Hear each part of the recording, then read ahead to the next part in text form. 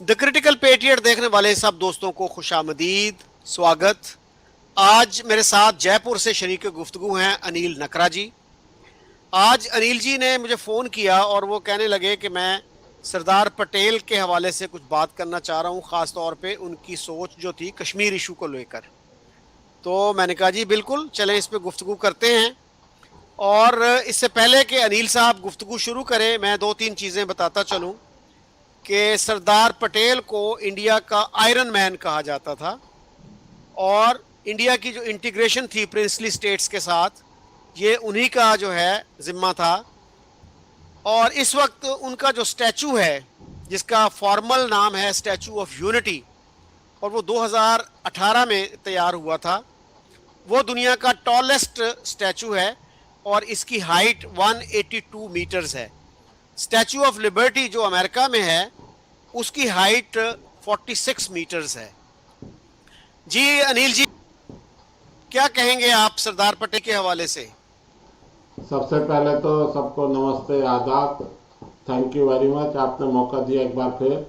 सरदार पटेल की हमारे यहाँ इमेज है, वो लार्जर देन लाइफ है, लार्जर देन कांग्रेस है। हालांकि वो कांग्रेस को बिलोंग करते थे, लेकिन पूरे वो देश के हैं। कांग्रेस ज़रूर कहती है कि ये हमारे हैं, लेकिन बीजेपी ने ही एक तरीके से उनको ओन कर रखा है और उनको वो इज्जत दे रही है जो कि उन जिसके वो हकदार थे अपना। और उनको ना तो भारत रत्न दिया कांग्रेस, अब चलो उसमें हम नहीं जाएंगे। आज हम बात करेंगे। मैंने आपको इसलिए फ़ोन किया था कि हमारे यहाँ सरदार पटेल की इमेज है कि उन्होंने 565 रियासतों को एक किया और जोड़ा, यूनिटी और ये सब किया। हैदराबाद और जूनागढ़ और कश्मीर, ये तीन डिस्प्यूटेड मसले थे जिनमें सरदार पटेल के लिए कहा जाता है कि सरदार पटेल के पास जो है वो हैदराबाद और जूनागढ़ का जिम्मा था। और पंडित नेहरू जो प्राइम मिनिस्टर थे, उन्होंने कश्मीर को अपने पास रखा था। तो यहाँ कहा जाता है कि भाई जो कश्मीर था, जो नेहरू ने अपने पास रखा, उसका तो कोई सोल्यूशन निकाल नहीं पाए। वो कबालियों ने हमले किए, वो सब किए, वो सब तो ठीक है, लेकिन सरदार पटेल के पास जो हैदराबाद था और जो जूनागढ़ था, ये मैंने आपकी बातों से ही, आपके प्रोग्राम देख देख के ही मुझे पता लगा। तो फिर मैंने इस पर कोई रिसर्च किया और आगे बताऊंगा। आपने अपने प्रोग्राम्स में कई बार कहा है कि सरदार पटेल ने ऑफर किया कि अपना आप जो है वो जून हैदराबाद और हैदराबाद ले लें और हैदराबाद दे दें और कश्मीर ले लें। तो फिर आप जो बताते थे शौकत, उन्होंने कहा, तो उन्होंने कहा मैं वो पहाड़ियाँ ले लूँ और हैदराबाद इतनी जो है रिच स्टेट है। तो इसको मुझको थोड़ी सी बात थोड़ी सी हजम नहीं हो रही थी कि भाई हमारे यहाँ तो सरदार पटेल ने ऐसा कहा क्या। तो मैं इस पर फिर मैंने थोड़ा सा पढ़ना, रिसर्च करना शुरू किया। तो मुझे फिर कुछ किताबें मिली, कुछ रेफरेंस मिले। एक तो एजी नूरानी है, ये आप खूब जानते हैं, आप भी इनका खूब रेफरेंस देते हैं। इन्होंने भी बताया अपनी किताब में कि भाई मैं, ये सरदार पटेल ने ऑफर करा कि जूनागढ़ के बारे में भी करा इन्होंने कि भाई जूनागढ़, आप जूनागढ़ को इन्होंने इंडिया में मिलाया। जूनागढ़ का वो वहाँ का रूलर मुस्लिम था और अपना जो वहाँ की पॉपुलेशन थी वो हिंदू थी। तो जूनागढ़ में उन्होंने कहा भी था, ये 13 नवंबर 1947 को एक रैली में 47 में सरदार पटेल ने भी कहा था कि मैंने पाकिस्तान को ऑफर किया था ये, लेकिन उन्होंने नहीं माना। उसके बाद जब नहीं हुआ तो फिर उन्होंने अपना ये जो है ऑपरेशन, ये अपना ऑपरेशन जो है पोलो चलाया वहाँ पे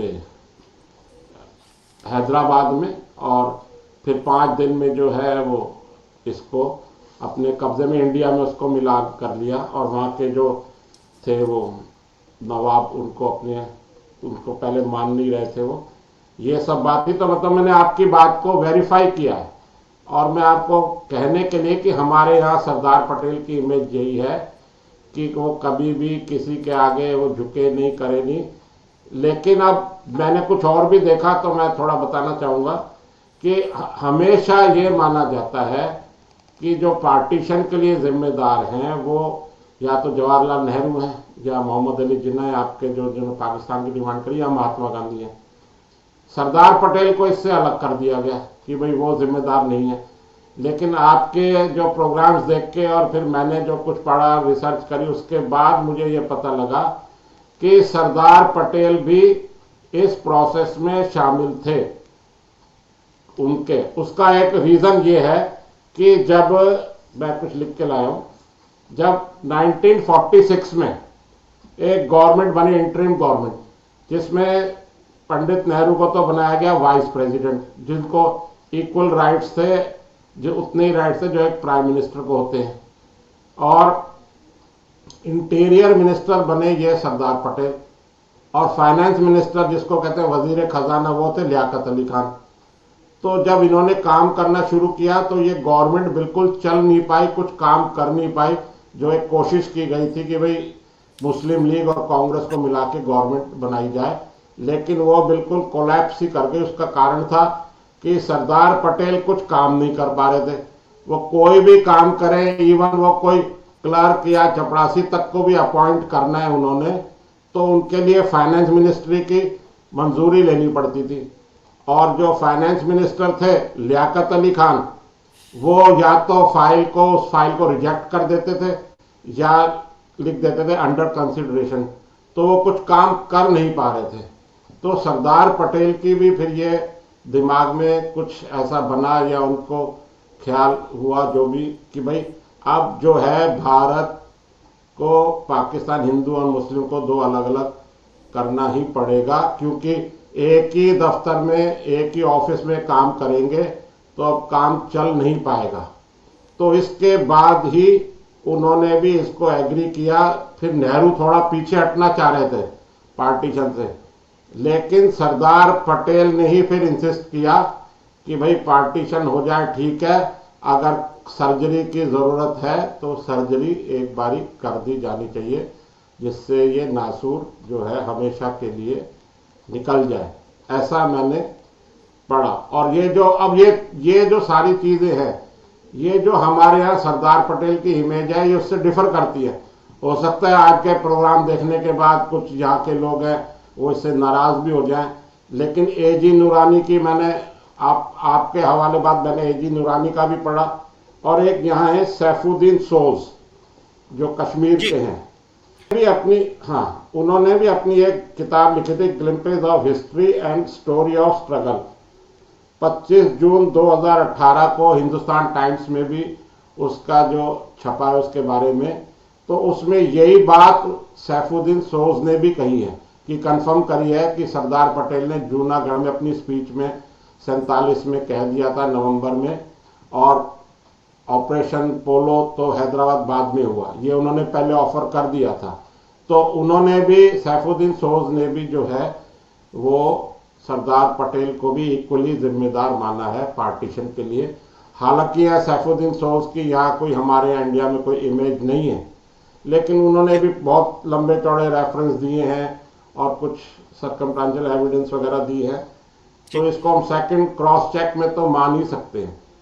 अनिल जी, ये जो है ना सैफुद्दीन सोज, ये 7 दफा मेंबर ऑफ पार्लियामेंट रहे और 1 दफा यूनियन मिनिस्टर भी रहे, और ये प्रोफेसर भी रहे हैं।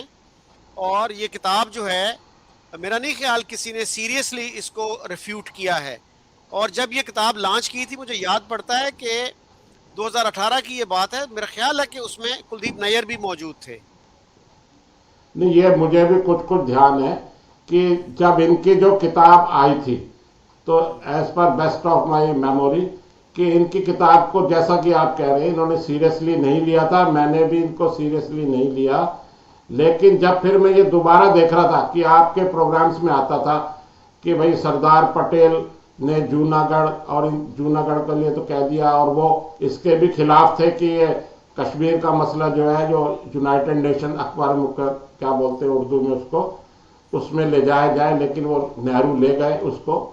तो सरदार पटेल ने भी अपना, फिर मैंने और भी रेफरेंस चेक किए गवर्नमेंट ये जो आर्काइव्स में, तो उसमें भी ये मिलता है, क्या नाम से, गवर्नमेंट ऑफ इंडिया के उसमें भी, कि 13 नवंबर 1947 को जूनागढ़ की रैली में सरदार पटेल ने कहा था कि मैंने ऑफर किया है कि आप कश्मीर ले लो और हैदराबाद दक्कन हमें दे दो, लेकिन उसका कोई रिस्पांस नहीं आया। वो क्यों नहीं आया वो आप बताते ही हैं कि भाई हम पहाड़ियाँ खाली नहीं लेंगे और एक जो अच्छी जगह है वो ही लेंगे, तो वो सब ठीक है। मैं मतलब इस बात से थोड़ा सा अंदर से मैं हुआ था कि भाई सरदार पटेल की तो इतनी अच्छी इमेज है, लेकिन यहाँ उन पर एक तरीके से ब्लेम ही लग रहा है।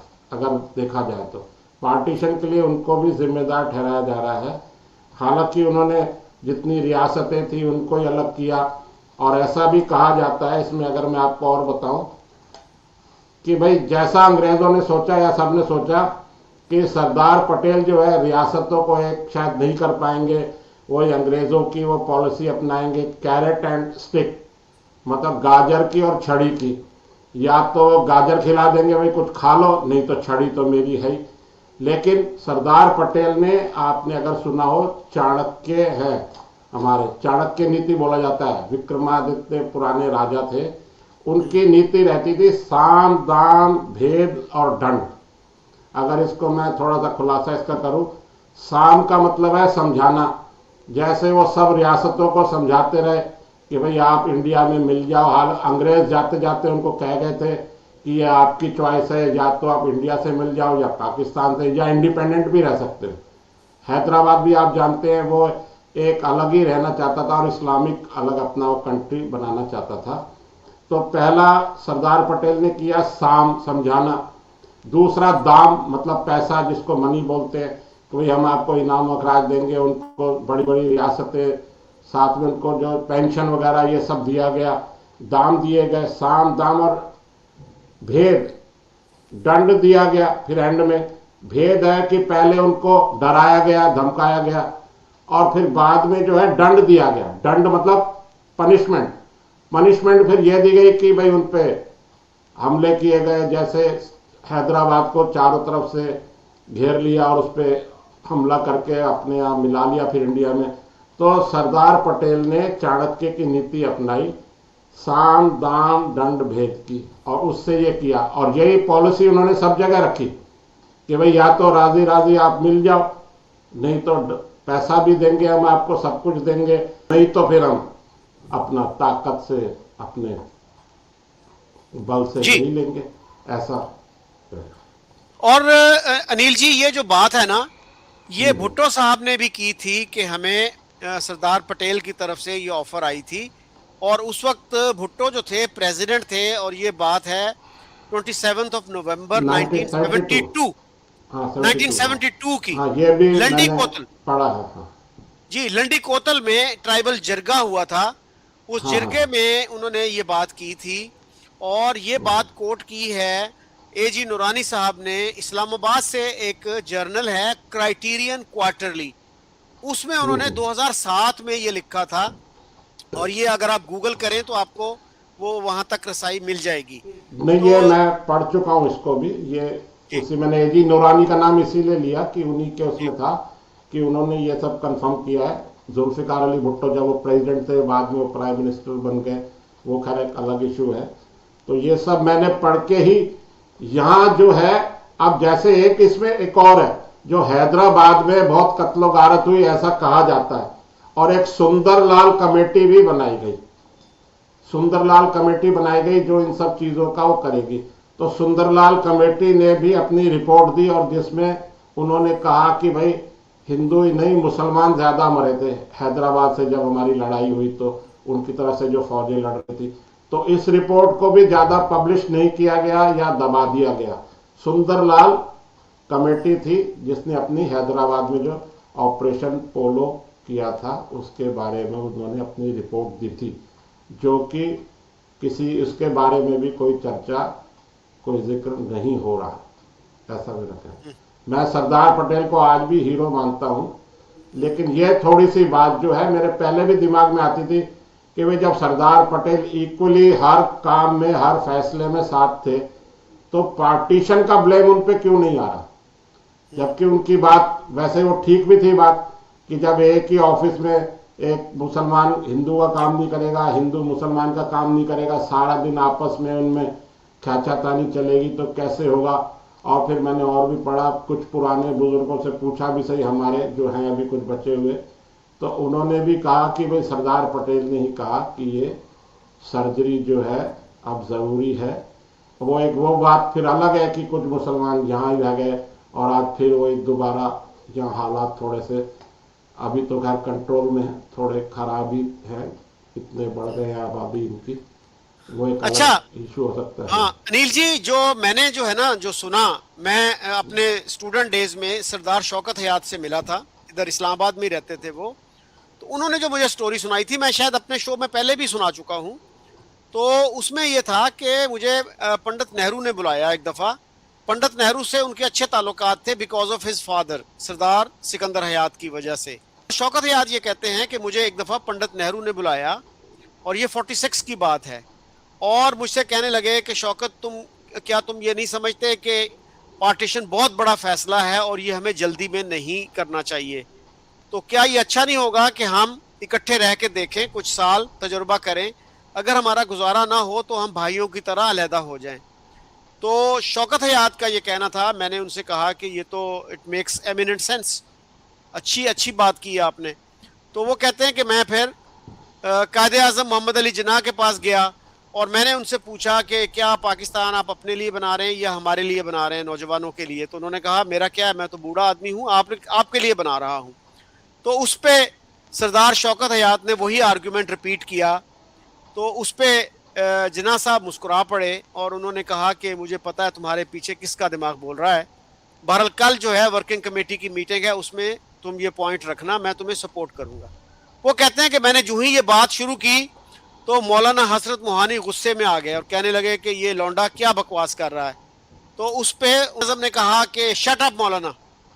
तो मौलाना बैठ गए और मुस्लिम लीग ने वो रेजोल्यूशन जो था, I think he is referring to cabinet mission plans acceptance, Muslim League ने वो रेजोल्यूशन एक्सेप्ट कर लिया, अडॉप्ट कर लिया कि हम इकट्ठे रहेंगे। तो मैं कहता बड़ा खुशी खुशी पंडित जी के पास गया। तो पंडित जी जो थे ना वो कुछ डिप्रेस से थे। मैंने उनको कहा पंडित जी मुबारक हो, मुस्लिम लीग मान गई। उन्होंने कहा Shaukat it is too late now. तो मैं हैरान हुआ कि भाई क्या हो गया रातों रात। तो उन्होंने कहा कि पूछा उन्होंने कि पंडित जी हुआ क्या। तो उन्होंने कहा कि पटेल नहीं मानता। तो उन्होंने कहा जी उनका क्या आर्गूमेंट है। तो उनका आर्गूमेंट यही था कि मुसलमानों में अलहदगी के जो जर्म्स हैं, जरासीम हैं, वो बहुत ज़्यादा फैल गए हैं, और अगर अब हमने उनको ज़बरदस्ती साथ रखने की कोशिश की तो वो बड़ा डिज़ास्टर होगा। तो ये अनप्लेजेंट फ़ैसला है, लेकिन ये अनप्लेजेंट फ़ैसला हमें करना पड़ेगा, वरना जो है जैसे आपने भी इशारा किया, एक ही दफ्तर में काम करने वाले मुसलमान जो हैं वो पाकिस्तान के लिए काम कर रहे होंगे और हिंदू और सिख जो हैं वो इंडिया के लिए काम कर रहे होंगे। तो उससे बेहतर है कि हम अलहदा हो जाएं। तो इस तरह की जो बातें हैं मेरा ख्याल और लोगों ने भी की हैं। तो ये जो बात है ना कश्मीर के हवाले से, पाकिस्तान में भी इसका जिक्र बहुत कम लोग करते हैं, तो इसी तरह से इंडिया में भी इस पे बहुत कम लोग ये बात करते हैं। जी, मेरा ख्याल आपकी बात से मैं सहमत होते हुए मैं आप ही की बात को आगे बढ़ा रहा हूँ कि जब ये जो मिली जुली सरकार बनाई गई गवर्नमेंट मुस्लिम लीग और कांग्रेस में, और उसमें जो आपके वो थे अपना लियाकत अली, वो हर फैसला उनका रोक देते थे। अब भाई कोई भी काम करना है तो फाइनेंस के बिना तो कोई काम होगा नहीं। तो फाइनेंस में वो लियाकत अली बोल देते थे कि भाई रिजेक्टेड और अंडर कंसिडरेशन। तो सरदार पटेल का इससे भी जो अपनी एक व्यू बना या स्ट्रांग हुआ कि भाई अब हमारा साथ में रहना मुश्किल है, इसलिए अब सर्जरी की ज़रूरत है। ये आप ही की बात को मैं आगे कंटिन्यू कर रहा हूँ। तो वो तो रीजंस थे ही, और ये भी एक वन ऑफ द रीजंस ये भी था कि भाई जो शौकत इनके जो मिनिस्ट्री में आपस में बनी नहीं और वो जो गवर्नमेंट थी वो ऑलमोस्ट कोलैप्स थी। ये अपना लॉर्ड माउंटबेटन ने भी ये बात कही है अपने उसमें, मैंने देखा है कि भाई ये मिनिस्टर जो आपस में बने हैं ये काम नहीं कर पा रहे। तो लॉर्ड माउंटबेटन ने भी फिर यही सजेशन रखा और फिर आप सब जानते हैं फिर फाइनली जून में ये बिल्कुल फाइनल हो गया कि भाई अब तो पार्टीशन होगा ही होगा। तो उसके बाद आगे प्रोसेस है वो ठीक है। बस यहाँ जो मेरे आज बात कहने की थी कि भाई ये जो सरदार पटेल भी इसमें शामिल थे, इसमें मतलब ये मैं एक्सेप्ट नहीं कर पा रहा था आपके पहले के शो देख देख के तो वो मैंने सब ये थोड़ा सा रिसर्च किया, आपके प्रोग्राम्स भी देखे, सब देखे, तो उससे मैं पहुंचा। हालांकि सैफुद्दीन सोज को मैं ज़्यादा वेटेज नहीं दे रहा हूँ, मैं बाकी रेफरेंसेस को और एजी नूरानी और जो जुल्फ़िकार अली भुट्टो ने 1972 में कहा, ये सब तो हम बच्चे थे, लेकिन मेरे को शुरू से ही पॉलिटिक्स में इनमें है, तो भुट्टो का दौर, उनकी फांसी, ये सब तो मुझे याद है। और सोज की जो किताब रिलीज हुई थी वो भी मुझे याद है कि उस टाइम कंट्रोवर्सी हुई थी, और जो हमारे बीजेपी वगैरह के ये लोग हैं ये काफ़ी इस पर नाराज़ हुए थे इसमें। जी। तो अब हो सकता है बहुत से लोग आपसे नाराज हो जाएं कि आप इस बात की तायीद कर रहे हैं, आप इस बात को इंडोर्स कर रहे हैं। नहीं, एंडोर्स क्या कर रहे हैं, मैं तो सुंदरलाल कमेटी का भी जिक्र किया। जैसे आप कहते हैं क्रिटिकल पेटेंट, मेरे कोई उसमें वो नहीं है। मैं आज भी मान रहा हूं कि वो हम कभी और बात कर लेंगे कि भाई ये जो पाकिस्तान, ये जो मसला आज भी अनइश्यूड है, ये रह गया है अपना कश्मीर का मसला, ये सब है। मैं तो मान रहा हूं कि यहाँ जो आपके मुस्लिम्स हैं वो हमेशा बात करते हैं कि ये हमारा अधिकार है, ये हमारा अधिकार है, ये हमारा राइट है। वो अपनी रिस्पॉन्सिबिलिटीज़ की तो बात ही नहीं करते। अब पता नहीं यहाँ बात करने की है या नहीं है, मैं कर देता हूँ। अब AR रहमान जो हैं, उनकी यहाँ कंट्रोवर्सी बहुत चल रही है। उनको BBC एशिया के एक हारून रशीद है, पाकिस्तानी मूल के जो जर्नलिस्ट है, साफ़ी हैं, उन्होंने उनको ऐसा ट्रैप में किया और AR रहमान बोल गए या बुलवा लिया या निकलवा लिया उनके मुंह से कि भाई मुझे अब काम नहीं मिल रहा। तो अब उसका यहाँ कितना क्रिटिसिज्म हो रहा है। तो अब उससे भी तो एक माहौल बना है, एक नैरेटिव बना है कि भाई जब काम मिल रहा है तो सब है।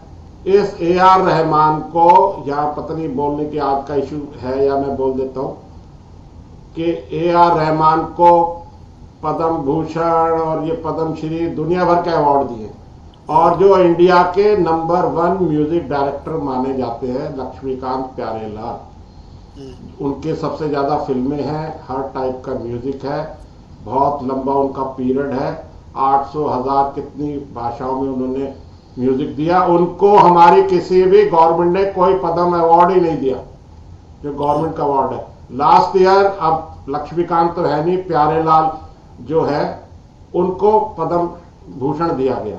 अब आप देखें, RD बर्मन और ऐसे बड़े बड़े कलाकार थे, इनको किसी को अवार्ड नहीं मिला। और मैं तो आज मतलब मैं अपनी बात सफाई में नहीं कह रहा हूं, मेरी आज भी कोई से कोई सोच बदली नहीं है। सरदार पटेल की जो इमेज है, भाई ठीक है, उन्होंने एक तरीके से तो ठीक ही किया, लेकिन ये महात्मा गांधी ने और नेहरू ने सब मुसलमान यहाँ रोक लिया। मैं जिस एरिया में रहता हूँ यहाँ मेवात का एरिया है, मेवात के लोग भी पाकिस्तान जा रहे थे तो उनको महात्मा गांधी ने आके रोका। तो इसमें मेरा कुछ वो नहीं, बस एक ठीक है। अब आप उनमें सारी खूबियां तो किसी में शायद नहीं हो सकती, 10 में से आप 8-9 नंबर तो हम देते ही हैं सरदार पटेल को। और सरदार पटेल को तो आज भी मैं ग्रेट मानता ही हूँ, उनका जो काम है मोर और लेस। अगर आप सोचें कि आज अगर सरदार पटेल नहीं होते तो क्या ये नेहरू की फिलॉसफी और उनकी किताबें और डिस्कवरी ऑफ इंडिया, उनकी किताबें, इनसे क्या ये इंडिया एक हो जाता? क्या नहीं हो सकता था। ये तो सरदार पटेल ही थे जिन्होंने सब रियासतों को, मैंने जो कहा, साम दाम दंड भेद इससे किया। उन्होंने यूरोपियन पॉलिसी, कैरेट और स्टिक वाली पॉलिसी नहीं अपनाई, उन्होंने चाणक्य नीति से काम लिया। नेहरू ये नहीं कर सकते थे। इसका सीधा सा एग्जाम्पल है हमारे सामने कश्मीर। आज 80 साल होने को आ रहे हैं, कश्मीर का मसला हल नहीं हुआ है। पहले मैं भी शॉर्ट में बताता चलूँ आपको, आज से 15-20 साल पहले जब यहाँ वीक गवर्नमेंट होती थी तो हम भी आज यार दोस्त आपस में बात करते थे, यार एक पार्टीशन और हो जाए, हमारी जान छूटे, कश्मीर में इतना खर्चा हो रहा है, हमारा इतना फोर्स लगी हुई है, लेकिन हो जाए। आज से शायद आपके टाइम जो है जनरल मुशर्रफ की आपके यहाँ क्या इमेज है मुझे नहीं ज़्यादा पता, लेकिन मेरे हिसाब से जनरल मुशर्रफ ने कारगिल का लड़ाई भी लड़ी, लेकिन वो आगरा समिट भी हुई, मनमोहन सिंह से उनके डिस्कशन भी हुए कि भाई हमारे यहाँ से टेररिज्म को अब बढ़ावा नहीं दिया जाएगा। ऐसा कुछ टाइम तक हुआ भी था। एक बारी हमारे प्राइम मिनिस्टर मनमोहन सिंह ने पूछा था, भाई आप बताओ इसका सोल्यूशन क्या है कश्मीर का, तो मनमोहन सिंह ने ये कहा, ये आपके परवेज मुशर्रफ ने ये ऑन रिकॉर्ड या ऑफ रिकॉर्ड कहा था कि भाई जो हिस्सा आपके पास है वो आप रख लो और जो हमारे पास है वो हम रख लें, लेकिन इसके हमको दोनों को पॉलिटिकली बहुत नुकसान होगा और हमारी आवाम जो है वो इसको नहीं मान पाएगी। वही जो फिर आप बोलते हैं धीरे धीरे अगर प्रोसेस शुरू हो, तो मैं नहीं समझता कि अब कोई नियर फ्यूचर में कोई कश्मीर, अब जहाँ बड़ी इंडिया में स्ट्रांग गवर्नमेंट है, उसकी रेपुटेशन अच्छी है, हमारे जो सेनाएं, जो हमारी मिलिट्री फोर्सेस है वो भी पहले से बहुत स्ट्रांग है, तो अब मैं नहीं समझता कि मोदी सरकार ये फैसला ले सकती है या पाकिस्तान की सरकार की भाई आज़ाद कश्मीर आप रख लें और जो लाइन ऑफ कंट्रोल है उसी को ही लाइन इंटरनेशनल बॉर्डर मान लें। ये अब तो शायद इन नियर फ्यूचर तो ये पॉसिबल मुझे तो नजर नहीं आ रहा। बस मैं तो एक यही मेरे को सरदार पटेल का लगा कि भाई सरदार पटेल को इस मामले में कैसे शामिल नहीं किया गया, जब उनको प्राइम मिनिस्टर बनाने की बात भी चली, सब चली, तो वो मैंने आपसे कांटेक्ट किया कि भाई हाँ ये आपकी बात ठीक है। उल्टा मैं एक तरीके से आपकी बात को एक्नॉलेज कर रहा था कि आप जो बताते थे ना कि भाई ये हैदराबाद छोड़ दो, कश्मीर ले लो, मैं तो इस बात को लेके कर रहा हूँ कि हाँ ये बात आपकी जो मुझे हजम नहीं हो रही थी वो मैंने उसको करेक्शन करा। जी अनिल जी, आपने बात की ए आर रहमान की, वो कंट्रोवर्सी मैंने भी कुछ देखी है। कल मैंने कुछ शोज देखे इंडियन, उसमें नसीर अब्दुल्ला हैं एक आपके एक्टर, मॉडल एंड एक्टर, वो जोकर है, तो उन्होंने भी ये बात की। हाँ, नासिर अब्दुल्ला, उन्होंने जी नासिर या नसीर, बहरहाल नासिर उन्होंने ये बात की कि देखिए बड़े बड़े एक्टर्स को ये मसला आ जाता है कि बाज़ औक़ात उनके पास काम नहीं होता। उन्होंने मिसाल दी कि एक वक्त ऐसा भी था जब अमिताभ बच्चन के पास कोई काम नहीं था और वो कर्जे में डूबे हुए थे। तो ये जो है मेरे ऊपर भी वक्त आया है कि आज मेरे पास काम नहीं है, लेकिन मैं इसको किसी कम्युनल सेंटिमेंट पे ऊपर एट्रीब्यूट नहीं कर सकता। ये नहीं कह सकता कि जी ये मेरे रिलीजन की वजह से है, ये हर एक के साथ हो सकता है। मेरा ख्याल है कि बहुत से पाकिस्तानियों को ये पता नहीं होगा कि A R Rahman was born into a Hindu family और इनका नाम पहले दिलीप कुमार था, एस दिलीप कुमार। तो बहरहाल यही बात है कि अगर उनके पास काम नहीं है तो ये जरूरी नहीं है कि उनकी जो है इस वजह से है कि वो मुसलमान हैं।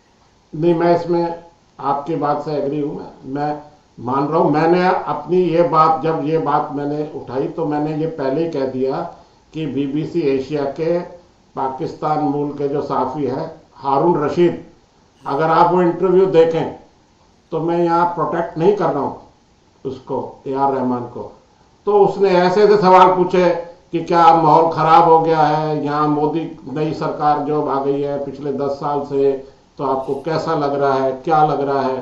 तो उसमें जावेद अख्तर ने भी कहा है और शोभा डे वगैरह जो रेनाउंड पर्सनैलिटीज है उन्होंने भी कहा है कि अब मैं इसमें, उन्होंने भी अपोज ही किया ए आर रहमान को। मैं इसमें एक बात और पूछता हूँ, ए आर रहमान जो पॉपुलर हुए वो रोजा फिल्म थी, वो मणि रत्नम ने दी थी, वो क्या मुसलमान थे? उनको हिंदी फिल्म, पहली हिंदी फिल्म थी उनकी दौड़, ठीक है, उसमें राम गोपाल वर्मा ने उनको म्यूजिक के लिए बुलाया था, फर्स्ट हिंदी फिल्म, पहले वो डब फिल्म नहीं दे रहे थे, तो वो क्या मुसलमान थे? आशुतोष गोवेकर ने जो उनको लगान पिक्चर जो ऑस्कर तक गई थी, क्या वो मुसलमान थे? उनको मुसलमान होने की वजह से नहीं मिला। मैं कह रहा हूं वो जिस चीज के वो हकदार नहीं थे वो भी हक उनको मिला। इंडियन गवर्नमेंट के हवाले से कह रहा हूं मैं, उनको पद्म श्री और पद्म भूषण दिया, वो बिल्कुल भी नहीं थे। आप भी म्यूजिक को समझते, हमारे इसमें पहले प्रोग्राम हो चुके हैं। एक अन्नू मलिक हैं, वो बहुत अच्छे म्यूजिक डायरेक्टर हैं, सरदार मलिक उनके फादर थे, अनवर मलिक उनका नाम है, लेकिन वो अन्नू मलिक के नाम से संगीत देते हैं, आज भी देते हैं म्यूजिक। उन्होंने एक बारी कहा था कि ये जो ए आर रहमान है ये एक बैंड मास्टर से ज्यादा कुछ नहीं है। तो मैं उनकी बात से सहमत हूं। इसमें मैंने अपने चैनल पे भी एक ब्लॉग बनाया है और मैं भी, आप जानते हैं कि मैं भी तबला आर्टिस्ट हूं, मैं भी क्लासिकल सीखा हुआ हूं, मैं सीख ही रहा हूं। मैं ऐसा नहीं कह रहा कि मैं परफेक्ट हूं, ना मेरा कोई बहुत ज्यादा नाम है म्यूजिक में, लेकिन मैं संगीत को समझता हूँ। आप संगीत का, म्यूजिक का, मुझे मौसीकी का स्टूडेंट मान लें, मैं भी समझता हूँ ऐसा म्यूजिक तो मैं भी दे सकता हूँ। ये हारमोनियम, कैसियो, ये सब बोंगो, ये सब मैं जानता हूँ। तो ये जो कैसियो से और कीबोर्ड से म्यूजिक निकालना वो नहीं दे सकते। जो हमारे पुराने म्यूजिक डायरेक्टर थे जैसे नौशाद है, वो क्लासिकल के मास्टर थे, उनको मौसीकी आजम कहा जाता है, उनको पद्म विभूषण ये ऐसे अवार्ड नहीं मिले। लक्ष्मीकांत प्यारेलाल, आर डी बर्मन, इनको ये अवार्ड नहीं मिले। इंडियन गवर्नमेंट ग्रैमी व्रैमी मिले बाहर के, वो तो ठीक है, वो तो बाहर की गवर्नमेंट ने दिए, उसमें मैं नहीं कह सकता कुछ भी। हमारी सरकारों ने इनको, मैं ये ब्लेम करूंगा कि बीइंग ए मुस्लिम इनको ज्यादा तवज्जो दी जिसके ये हकदार नहीं थे। अब आज की डेट में हिंदी फिल्में या उर्दू फिल्में बन ही नहीं रही इंडिया में। इंडिया में फिल्में बन ही नहीं रही हैं, बहुत कम बन रही हैं। फिल्में बन भी रही हैं तो साउथ में बन रही हैं, और साउथ की पिक्चरें हिंदी में और अन्य लैंग्वेजेस में, जबान में डब होके आ रही हैं। और जावेद अख्तर ने कहा था कि ये इन्होंने अपना इतना बड़ा ऑरा कर लिया है कि ये वेस्टर्न कंट्रीज में अपने शोज दे रहे हैं, लाखों करोड़ों रुपए ले रहे हैं। तो अब जो प्रोड्यूसर डायरेक्टर हैं वो इनको अप्रोच करने में भी डर रहे हैं। डर रहे इन द सेंस कि ये पता नहीं कितने पैसे मांग लेंगे। अब एक रामायण जो हमारी किताब है, रामचरितमानस, उस पे एक कोई फिल्म बन रही है या सीरियल बन रहा है, मुझे फिल्म या सीरियल है मुझे मालूम नहीं, उसमें ये म्यूजिक दे रहे हैं। तो या तो लेने वाला हिंदू ही बना रहा है या तो वो बेवकूफ है कि मुसलमान को ले लिया। इसका ये मतलब है क्या? तो ये इन्होंने खुद किसी के, हारून रशीद ने इनको अपने ट्रैप में फंसाया, चक्रव्यूह में फंसाया और ये फंस गए। अब ये सफाई देते फिर रहे हैं, नहीं India is my inspiration and my Motherland, ये वो सब कह रहे हैं, लेकिन वो नुकसान तो ये अपना हो चुका है।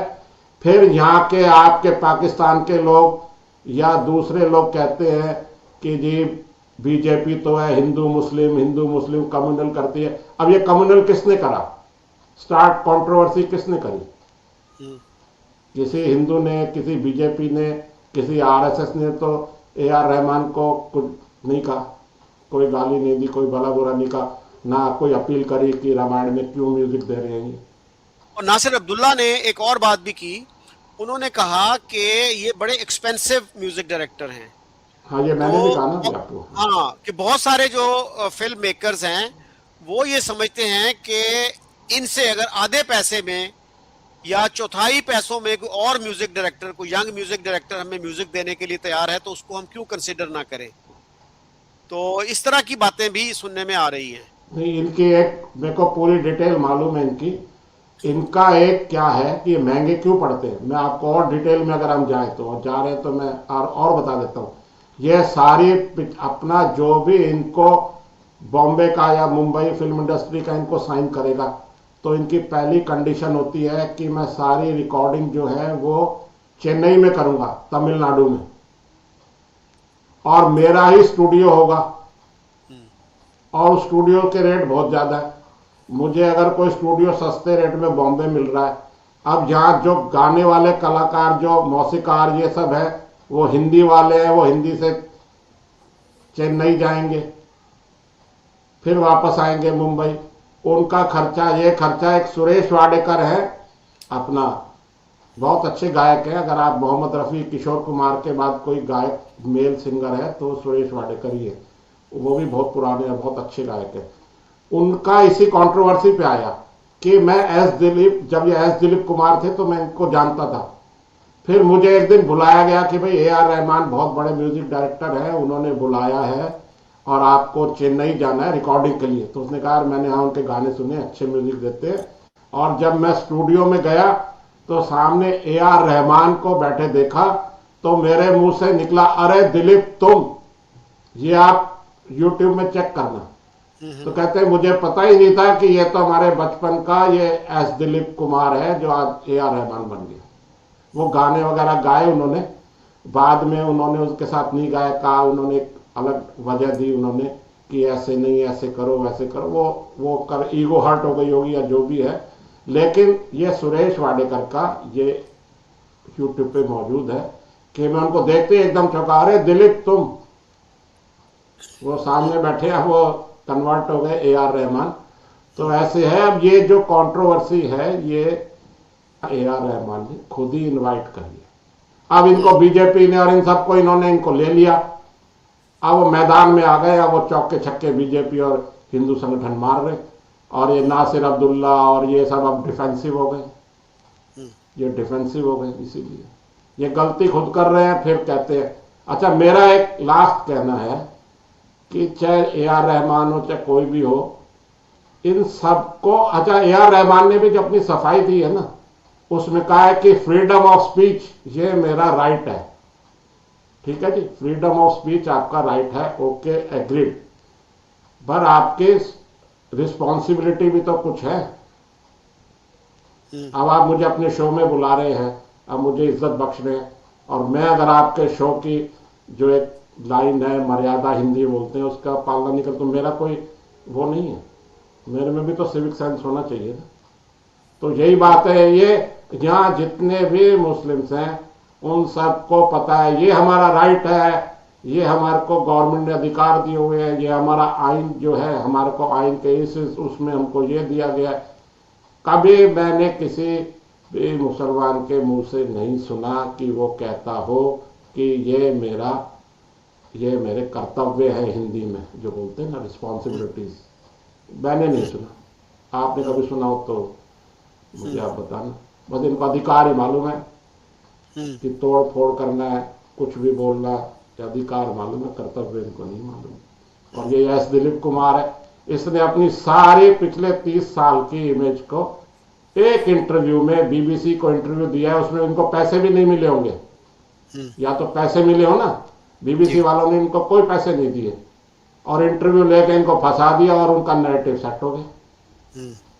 अब यहाँ जो है सब चिल्ला रहे हैं, हाय हाय हिंदुस्तान में क्या हो रहा है, वहां तो मुसलमान दब रहा है, मारा जा रहा है, जबकि ऐसा कुछ भी नहीं है। शाहरुख खान वगैरह ये वो सब देखो ना जी। Thank you very much Anil ji. हमने सरदार पटेल से बात शुरू की थी और ए आर रहमान पे खत्म हुई, तो I think it was pretty interesting discussion, और तो हमारे ऑडियंस को पसंद आएगी। और अगर ठीक कोई है, दोस्त जो हैं, अगर कोई दोस्त अपोजिंग व्यू देना चाहें, दे आर वेलकम। वेलकम।